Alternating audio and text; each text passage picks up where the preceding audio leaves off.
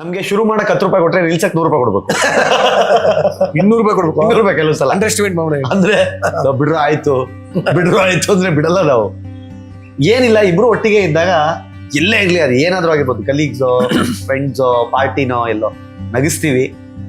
ಅಂದ್ರೆ ಬಿದ್ದು ಉಳ್ಳಾಡೋ ತರ ನಗಿಸ್ತೀವಿ. ಒಂದ್ ಬೆನಿಫಿಟ್ ಏನ್ ಗೊತ್ತಾ, ನೀವು ಬಂದಾಗ ಏನ್ ಜಗಳ ಆಡ್ತಾ ಇದ್ವಲ್ಲ, ನಿಜವಾಗ್ಲೂ ಆಡ್ತೀವಿ ಈ ತರ. ಹೌದು. ಬಟ್ ಇದನ್ನ ಎದುರುಗಡೆ ನೋಡಿ, ಓ ಇವ್ರು ಕಿತ್ತಾಡ್ತವ್ರಲ್ವಾ, ಮಧ್ಯ ತಂದಿಡೋಣ ಅಂತ ಹೋಗ್ತಾನಲ್ಲ, ಅವನಂತ ದೊಡ್ಡ ಪಾಂಡು ಯಾರು ಇಲ್ಲ. ಅವನೊಂದ್ ಸೆಂಟ್ರಲ್ ತಂದು ಇಟ್ಬಿಟ್ಟಿರ್ತೀವಿ. ಅವನು ಓ ಕಿತ್ತಾಡ್ತವ್ರಲ್ವಾ ಅಂತ ಫೋನ್ ಮಾಡಿ ಹೇಳಿದ್ರೆ ಅವ್ನ ಫೋನ್ ಇಡಕ್ಕಿಲ್ಲ. ಅವೇ ಇಲ್ಲ ಹಿಂಗಂತ ಇಲ್ಲ ಅಷ್ಟೊತ್ತಿಗೆ ಹೆಚ್ಚು ಕಮ್ಮಿ ಕಾನ್ಫರೆನ್ಸ್ ಕಾಲ್ ಅಲ್ಲಿ ಇದ್ವಿ.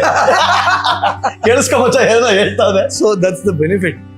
ಅದಕ್ಕೆ ಹೇಳೋದು, ಯಾವ್ದು ನಾಟಕೀಯ ಆಗ್ಬಾರ್ದು, ನಿಜವಾಗಿ ಏನೇನಿದೆಯೋ ಹಂಗೆ ಇರ್ಲಿ ಅಂತ. ಸೊ ನಮ್ಮನ್ನ ನೋಡಿದವರು ನಮ್ಮನ್ನ ಹಂಗೆ ಡಿಸೈಡ್ ಮಾಡ್ಬಿಡ್ಯಾರ. ಇವ್ರು ಏನ್ ಸೀರಿಯಸ್ ಆಗಿಲ್ಲ, ಏನಿಲ್ಲ, ಏನು ಹುಡುಗಾಟಿಗೆ ಬರೀ ತಲಾಟೆ ಅಂತ ಹಿಂಗೆ ಅನ್ಕೊಂಡಿದ್ದಾರೆ.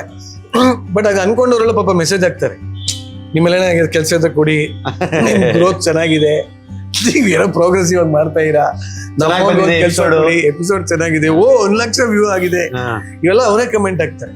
ಸೊ ನನ್ಗೆ ಏನ್ ಗೊತ್ತಾ, ನಾ ಹೇಳೋದು, ನಮ್ಮನ್ನ ಯಾರು ಸೀರಿಯಸ್ ಆಗಿ ತಗೊಳ್ಳೋದು ಬೇಡ.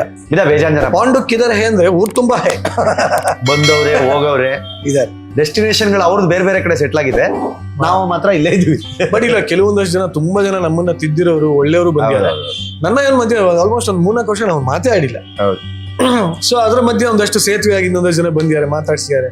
ಏನ್ರು ನಿಮ್ಮಿಬ್ಬರು ಮಾತಾಡ್ಸಾಯರು ಅಂತ ಹೇಳೋದಿದೆ, ನೆನ್ಸ್ಕೊಳ್ಳೇಬೇಕು. ಪಾಪ ಶಾಲಿನಿ ಅಂತ ಒಬ್ಬಿದ್ದಾರೆ, ನಮ್ಮಿಬ್ರಿಗೂ ಅಕ್ಕ. ಅವ್ ನಿಂದೇನು ಅವಂದೇನು ಹೋಗಿ ಮಾತಾಡ್ಸಾಯಿರೋ ಅಂತ. ಬಟ್ ಇವಾಗ ನಾವಿಬ್ರು ತುಂಬಾ ಮಾತಾಡ್ತೀರಿ, ಪಾಪ ಅವರೇ